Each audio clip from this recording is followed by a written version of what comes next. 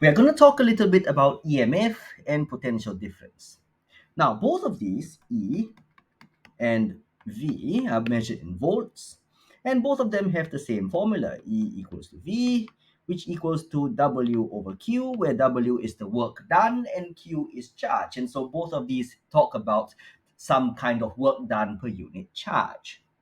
Now, what we need to understand, of course, is the slight difference between these two. So what we can say, EMF is typically taken to be across the cell, like so, or some would say across the entire circuit, like so. You're actually looking at the same thing.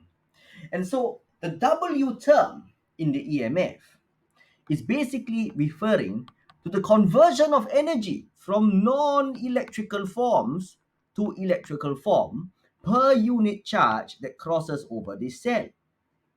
And this makes sense because when a charge passes through a cell or a source, it should gain electrical energy, which it would then supply to the rest of the circuit.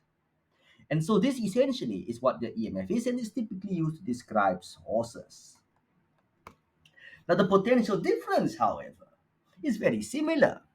But in this case, W is the conversion of energy from electrical form to non-electrical form per unit charge that now passes between any 2 points on the circuit. And so consider a resistance over here.